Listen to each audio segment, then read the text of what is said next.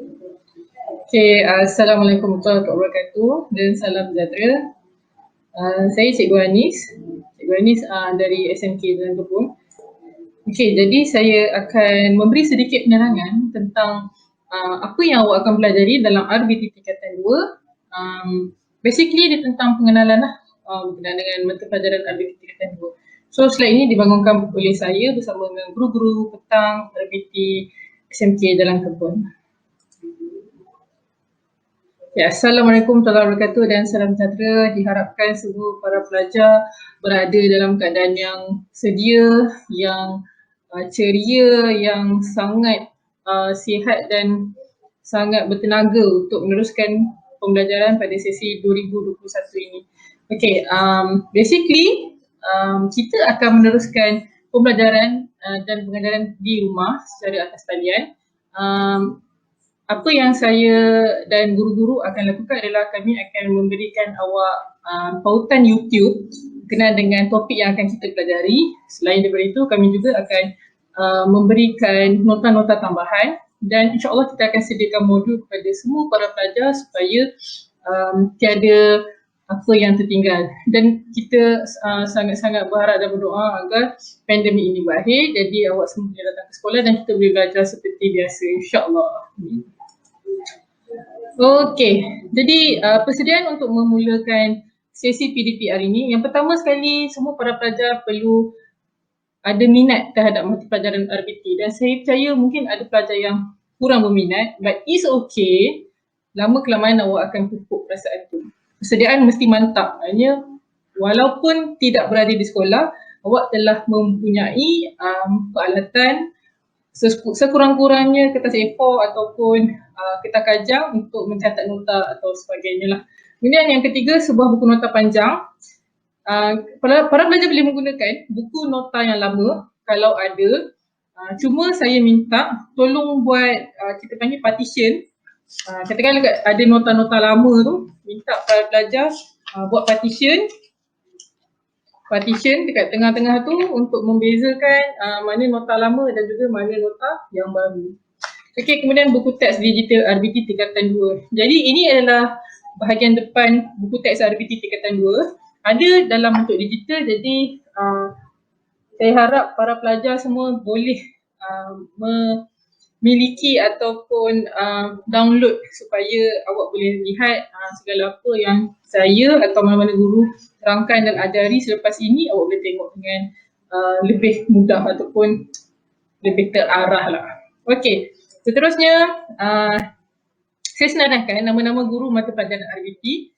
Jadi daripada kelas 2 Al-Farabi sehingga 2 Nur masih guru-guru yang sama, tiada pertukaran. Cuma untuk kelas 2 Arif, separuh adalah pelajar RBT dan separuh pelajar ASK. Jadi pelajar-pelajar RBT tu bersama saya, manakala pelajar-pelajar RBT untuk tugas tadi bersama dengan Cikgu Mas Lisa. Saya rasa ada guru-guru di sini adalah guru-guru yang pernah ajar awak dahulu lah. Okey, seterusnya kita akan pergi ke topik yang paling penting, pengenalan RBT tingkatan 2. So basically pada hari ini saya akan menerangkan kandungan mata pelajaran RBT tingkatan 2. Jadi jika awak lihat pada buku teks awak itu, nanti awak boleh lihat. So pada situ ada beberapa bab yang sangat menyeronokkan. So untuk bab pertama, dia berkenaan dengan penyelesaian masalah inventif. Kemudian bab kedua merupakan aplikasi teknologi. Dalam aplikasi teknologi, dia akan dipecahkan kepada 6 subtopik. Jadi setiap subtopik tu para pelajar akan lihat dan para pelajar kena tahu bahawa para pelajar perlu menyiapkan setiap projek bagi setiap subtopik. Okey, jadi kita pergi satu-satu. So bab 1, penyelesaian masalah secara inventif. Itu adalah bab pertama. So apa itu penyelesaian masalah secara inventif? Dia adalah kemahiran berfikir secara inventif adalah antara komponen paling penting dalam kemahiran abad ke-21. So kita sekarang berada di 21st century. Orang sebut-sebut apa itu 21st century semua kan. Jadi murid harus mampu berfikir secara, pertama sekali mesti kreatif. Kemudian menganalisis masalah, mengumpul informasi selain dapat menyelesaikan masalah secara kreatif dan juga inovatif. Jadi para pelajar kena tahu apa itu inovatif. Bila awak ada masalah, awak kena selesaikan. Itu wajib semestinya. Okey, kemudian inventif adalah suatu penemuan yang benar-benar baru. Inventif adalah benda yang awak invent. Benar-benar baru hasil daripada kreativiti manusia. So kreativiti awak lah sebenarnya. Kemudian penyelesaian masalah pula dapat didefinisikan sebagai satu proses kognitif. Maklumat digunakan sebagai usaha untuk mencari penyelesaian satu masalah. Basically penyelesaian masalah secara inventif adalah berkenaan dengan TRIZ, T-R-I-Z. Okey, saya tak terangkan di sini tapi kita akan pergi secara lebih mendalam pada insyaAllah pada pembelajaran akan datang. Cuma pembelajaran akan datang kita akan maklumkanlah sama ada menggunakan Google Meet, Microsoft Teams, Zoom ataupun kita akan carilah medium yang sesuai. Okey, seterusnya kita tengok kepada bab seterusnya. Okey, kita tengok pada subtopik yang pertama minta maaf, subtopik bab 1. Okey, penyelesaian masalah secara inventif. Okey, secara dasarnya dalam penyelesaian masalah secara inventif ada 3 subtopik yang paling utama. Pertama sekali adalah pengenalan pastian masalah. Di dalam pengenalan pastian masalah, awak akan kenal pasti masalah tu sama ada inventif ataupun tidak. Jadi, bila awak dah mengetahui masalah tersebut, awak perlu menerangkan proses penyelesaian masalah sama ada ia secara bukan inventif ataupun inventif. Kemudian, pada topik seterusnya dalam bab 1, kita kena bangunkan satu analisis fungsi. So, analisis fungsi ni, awak kena membuat hubung kait antara produk dengan objek dari segi fungsinya lah. Dalam analisis fungsi, pelajar kena tahu macam mana nak lukis sistem fungsi, macam mana nak bina model fungsi dengan menggunakan garisan interaksi dan juga kena tahu apa itu pencanggahan fizikal. Apa yang dimaksudkan dengan pencanggahan fizikal adalah perbezaan yang ketara pada perbezaan fizikal. Contoh tinggi, rendah, besar, kecil, panjang, pendek, itu adalah pencanggahan fizikal yang paling ketara. Jadi dalam pencanggahan fizikal ada 4 subtopik yang utama. Yang pertama sekali mengenal pasti dan menganalisis pencanggahan fizikal tersebut. Kemudian mencadangkan pemilihan prinsip inventif yang sesuai, sama ada kita gunakan prinsip inventif secara ruang ataupun kita akan tengok depan. Okey, kemudian justifikasi cadangan perubahan reka bentuk. So bila awak ada masalah, awak kena selesaikan masalah tersebut dengan mengikut justifikasi yang sesuai ataupun awak kena cari apakah penyelesaian untuk masalah ni. Contoh saya bagi pergi bangun tidur, lepas tu nak gosok gigi tapi berus gigi patah.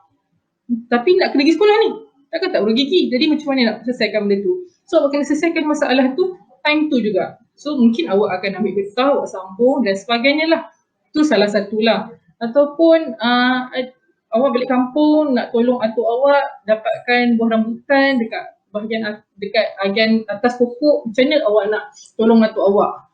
Galah patah ni, macam mana nak gunakan galah yang lebih selamat, galah yang lebih baik supaya awak tak perlu panjat pokok tu. So itu adalah salah satu konsep penyelesaian masalah secara inventif. Yang keempat adalah hasilkan lakaran produk berfokuskan bahagian yang mempunyai masalah inventif. So untuk bab 1 ni kita awak belajar bab 1, kemudian awak akan aplikasikan bab 1 pada aplikasi teknologi untuk setiap 6 topik yang kita akan pelajari dalam bab 2 tu nanti. Okey, seterusnya kita akan lihat pada aplikasi teknologi untuk bab 2. So teknologi membantu manusia dalam segala aspek kehidupan. Telah terbukti membantu manusia dalam menyelesaikan pelbagai masalah yang dihadapi. Semakin maju sebuah masyarakat, semakin banyak teknologi yang digunakan. Teknologi memberikan kesan terhadap rutin kehidupan. Teknologi juga mempengaruhi cara manusia bekerja, belajar, berehat, berhibur dan juga sebagainya lah.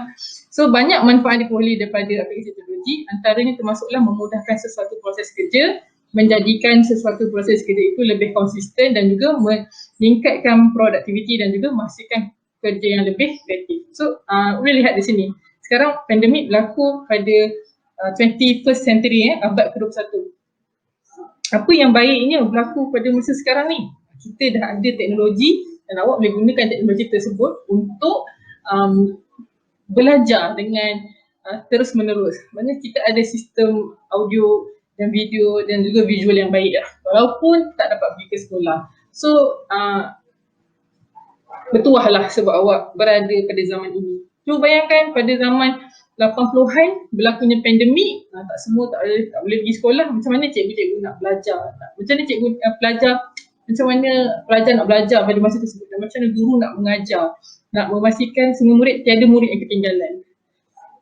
Okay, so pergi ke bab seterusnya. Dalam bab seterusnya dalam aplikasi teknologi itu tadi, kita tengok topik yang pertama adalah bab 2.1 berkaitan dengan teknologi pembuatan. So apa itu teknologi pembuatan? Manufacturing technology, itu dalam bahasa Inggeris lah. Kita tengok sebuah kereta, nak buat body kereta, kita guna konsep pembuatan. Tapi engine kereta tu, kita guna konsep lain pula. Jadi, orang kena faham, dalam sebuah penghasilan produk, dia akan ada teknologi pembuatan yang digunakan di situ. Okey, untuk bab 2.1 ni, awak kena pasti teknologi pembuatan produk. Awak kena huraikan proses pembuatan produk tersebut berdasarkan teknologi. Sama ada pertama konvensional ataupun yang kedua pembuatan moden. Konvensional adalah secara kita guna cara lama lah, bertukar. Tapi kalau moden, awak guna mesin. Okay, yang ketiga, banding beza teknologi pembuatan konvensional dengan pembuatan moden dalam proses penghasilan produk. Kemudian awak buat lakaran model 3D bermaklumat. Kemudian awak kena analisis lakaran model 3D tersebut. Kemudian acuan model 3D. Seterusnya proses kerja membuat kemasan model 3D, sama ada gunakan konsep electrostatic ataupun electroplating. Kemudian menilai model 3D yang telah dihasilkan, mencana idea atau menghasilkan reka bentuk produk yang lebih efisien. Okey, untuk penghasilan teknologi pembuatan, jika awak ke sekolah, kita akan buat keychain. Tahu keychain? Kita akan buat keychain. Nanti dalam sesi yang sepatutnya saya akan terangkan lah. Kita akan tunjukkan macam mana penghasilan keychain tu dijalankan. Kita akan buat keychain. So itu adalah konsep kaedah pembuatan konvensional lah. Awak hasilkan dulu dia punya bekas acuan, lepas tu awak hasilkan keychain tu sendiri dengan menggunakan bekas acuan tersebut. Contoh pembuatan yang kita boleh lihat, pernah tengok orang buat bahulu zaman-zaman dahulu, dia guna acuan, kemudian letak sabut kelapa dekat atas bekas bahulu tu, kemudian dia guna arang, dapur kayu. So itu adalah konsep konvensional. Tapi kalau ada pergi ke pasar raya, pergi ke Giant ke mana-mana ke, awak akan tengok orang jual bahulu, dia guna oven. So zaman sekarang guna oven, tapi zaman dahulu guna sabut kelapa. Okey, pergi kepada bab seterusnya adalah berkenaan dengan bab 2.2, reka bentuk mekanikal. So untuk reka bentuk mekanikal, ada beberapa subtopik yang pelajar kena fahami dan ketahui. Dalam konsep mekanikal awak kena pasti komponen mekanikal. Okay, basically komponen mekanikal yang para pelajar tahu adalah gear. Tengok pada sebuah basikal, awak nampak kat situ ada gear, kat situ ada takal, kat situ ada roda, kat situ ada tuas dan sebagainya. Jadi untuk reka bentuk mekanikal ni, pelajar kena tahu setiap komponen tu dan setiap komponen tu apa dia punya keupayaan dan apa dia punya fungsi. Jadi awak kena twist sikit awak punya kefahaman. Mungkin gear ni awak nampak pada basikal, tapi sebenarnya gear boleh digunakan untuk benda-benda lain. Seperti awak hasilkan apa tu kita panggil mixer tangan, pengacau telur menggunakan gear supaya pengacau telur tu lebih mudah. Contoh Okey.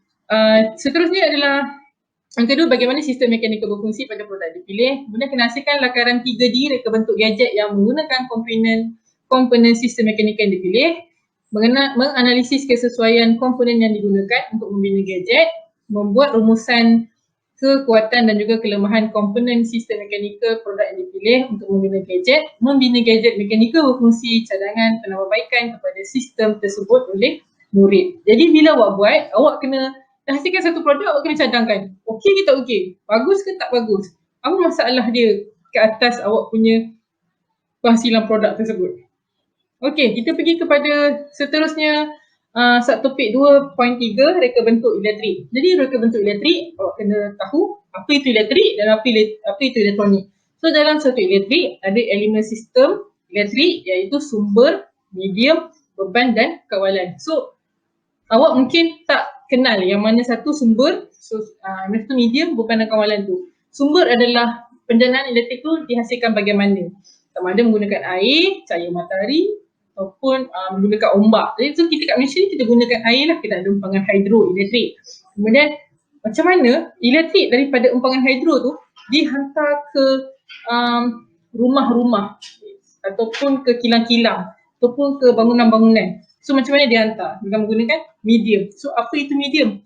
Kemudian bila dah hantar ke rumah-rumah ni, dekat dalam sebuah rumah, apakah peralatan yang menggunakan elektrik? So boleh tengok kat rumah awak ada beban. So apa itu beban? TV, peti ais, oven, aircon, itu semua beban. So last kali, setiap beban ni, macam mana kita nak kawal penggunaan? So itu adalah kawalan. So kawal tu sama ada awak guna Swiss secara insaniah ataupun Swiss auto lah. So kena faham macam mana penggunaan Swiss insaniah dan macam mana penggunaan Swiss auto. So topik yang, dalam topik ni apa yang awak akan tahu selain daripada elemen simetri, awak akan tahu menunjukkan cara reka bentuk lita peralatan elektrik, membuat pengiraan parameter elektrik dalam reka bentuk lita, menghasilkan lakaran reka bentuk lita elektrik yang akan dibuat. Okey, so dalam itu juga kita akan analisis sistem elektrik pada gadget yang akan dihasilkan, sama ada gadget tersebut baik ataupun tidak. So bila awak dah analisis tu, awak kena tahu, okey, sesuai tak kita nak buat lita sesiri kat sini? Apa keburukan dia? So mungkin awak upgrade, awak hasilkan lita selari pula. So benda ni awak akan hasilkan dalam reka bentuk elektrik. Dan mengguna gadget elektrik berfungsi, membuat pengujian dan juga penilaian kefusian gadget, dan yang terakhir sekali mencadangkan penambahbaikan ke atas reka bentuk gadget yang telah dibina. Okey, kita pergi kepada topik yang seterusnya. Bab 2.4, reka bentuk elektronik. So dalam reka bentuk elektronik, basically kita guna microcontroller ataupun dalam bahasa Melayu dia mikro pengawal. So pada bab ini awak kena kenal pasti apakah perbezaan antara microcontroller dan juga microprocessor lah. So saya akan gunakan, either saya guna mikro pengawal ataupun microcontroller. Just benda tu benda yang sama. So menjelaskan bahagian-bahagian terdapat pada mikro pengawal. Apa yang ada pada mikro pengawal? Kemudian hasilkan lakaran reka bentuk lita elektronik. Sama ada lita tu awak nak hasilkan lita apa? Awak nak hasilkan lita robot, lita lampu isyarat dan sebagainya lah. Kemudian membina lita simulasi yang berfungsi dengan perisian khas, iaitu Arduino. Kita akan guna breadboard, kita akan guna carrot board, so kita guna software lain lah, magnet code.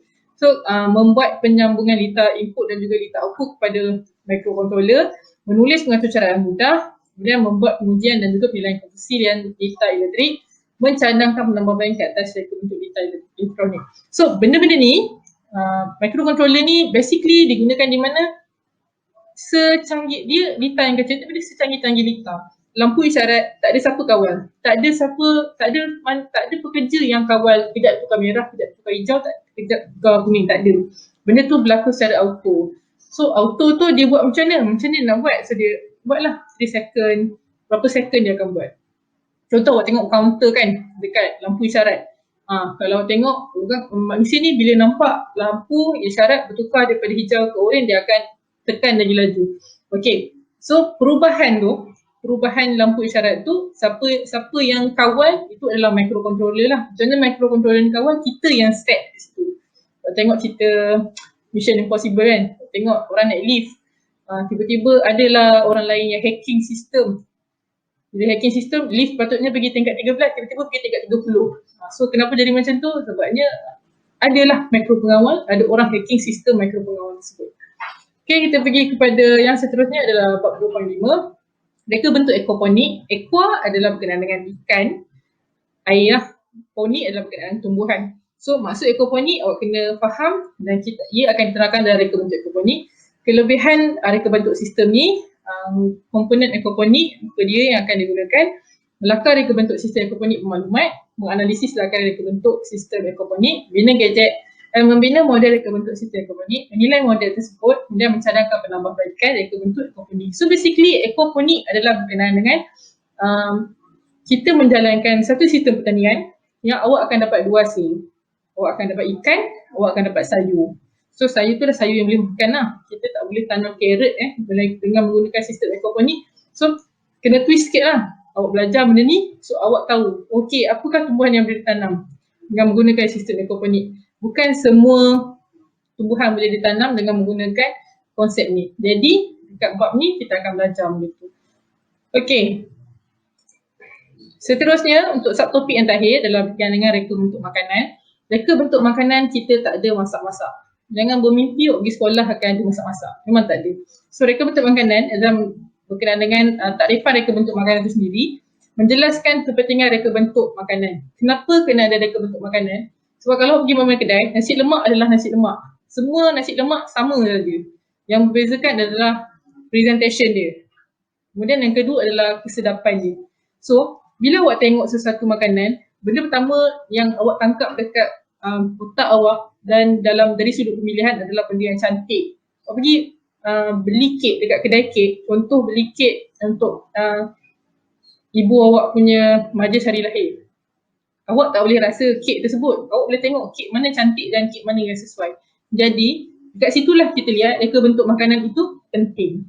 Kemudian pengaplikasian penggunaan alatan dan juga perkakasan dalam proses penyediaan reka bentuk makanan. So perkakasan yang digunakan tu awak kena tahu nama dia lah. Kalau awak berada di rumah, semua pisau adalah pisau. Tapi sebenarnya tidak. Dekat rumah ada macam-macam pisau. Ada pisau potong roti, ada pisau paring, ada pisau kupas bawang, ada pisau potong masak. Dia lain lah. Semua pisau adalah nama dia lain-lain. So kita kena tahu kat situ. Cutlery pun ada pelajar tak kenal. Sebab benda tu kat rumah semua cutlery panggil sudu garpu dia lain Okey, kemudian awak kena lakar serta menjustifikasi reka bentuk dalam pembungkusan makanan. So pembungkusan makanan ni kalau awak tengok, kenapa pembungkusan makanan penting? Kalau Starbucks, kenapa Starbucks mahal? Sebab Starbucks tak jual dalam plastik. So kenapa rasa awak minum Neslo dekat kedai mamak sama dengan mocha kat Starbucks? Kenapa rasa sama? Tapi kenapa Starbucks mahal? Sebab yang first kali packaging Starbucks tu dia dah lain. Starbucks tak jual mocha, dia jual lifestyle. So kena faham dia tu. Mamak dia jual taste Neslo tu. So mamak tak perlu ada cup yang cantik-cantik dan tak perlu jual mahal. Dia jual dalam plastik, orang confirm datang balik. Jadi kat sini kita akan tengok pembungkusan makanan lah. Awak boleh tengok McD, awak boleh tengok KFC. Kenapa bila orang dewasa beli Prosperity Burger dia letak dekat dalam paper bag. Tapi kenapa kanak-kanak beli Happy Meal dia letak dalam box? Sebab McD menjual kegembiraan kepada kanak-kanak. So kegembiraan tu berada dalam kotak. So budak-budak ni bila dia tengok kotak color merah, dia akan rasa macam wow, dekat dalamnya ada hadiah, ada permainan.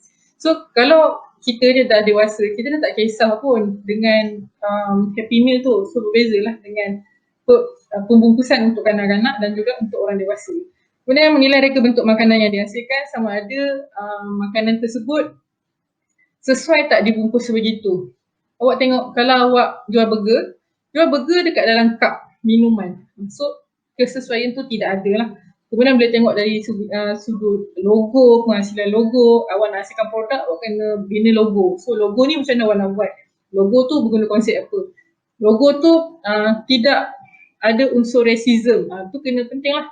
Tak ada unsur lucah dan tak ada unsur sensitivity yang tak bagus Okey, slide seterusnya adalah setelah awak belajar benda ni semua, awak kena faham dalam apa yang awak pelajari, kita ada penilaian. So pentaksiran bilik darjah ataupun PBD, apa yang akan awak jalankan di sini adalah Projek Kendaki menyiapkan projek bila telah selesai pengajaran dan pelajaran bagi setiap bab dan topik. So habis setiap bab kena hasilkan satu projek. So projek tu cikgu akan bagi soalan lah. Apa soalan dia, nanti awak akan terima dan juga awak akan siapkan. Okey, penghasilan projek merupakan suatu instrumen penilaian yang dijalankan oleh guru-guru ke atas murid sejajar dengan kehendak Kementerian Pendidikan Malaysia. So projek ni bukan cikgu minta suka hati, tak. Ni apa yang KPM minta. So daripada penghasilan PBD ni kita akan bagi awak tahap penguasaan yang sesuai lah. Sama ada tahap penguasaan 1, 2, 3, 4, 5 atau 6. So untuk RBT, tiada pelajar yang dapat bawah daripada TP3 jika pelajar tersebut hadir ke kelas dan juga menghasilkan lakaran. So lakaran tu macam mana? Basic lakaran kita dah boleh bagi TP3, tapi awak kena hasilkan projek yang bertepatan dengan lakaran awak. So dia jadilah walau awak dapat tahap penguasaan yang ke-6. So apa kegunaan tahap penguasaan yang 6 ni? So benda ni untuk kegunaan dia, awak nak pergi melangkah ke tingkatan 3, tingkatan 4, dia akan tengoklah result-result yang lama sebelum ni. Macam ni sekarang pandemik kan, kita tak boleh pergi sekolah, awak tak ada peperiksaan. Jadi kita akan tengok result pentaksiran bilik darjah ni macam mana. Okey, macam mana penilaian dihasilkan, dijalankan bila pandemik ni. So penilaian, para pelajar, satu boleh hantar gadget tu ke sekolah, kita akan buatlah tarikh yang sesuai. Lalu yang kedua, ambil gambar, hantar gambar. Kemudian yang ketiga, hantarkan dalam format video. Apa-apa saja medium yang digunakan oleh pelajar, semuanya boleh diterima asalkan guru dapat menilai setiap inci projek tersebut. Okey. Jadi itu saja daripada saya.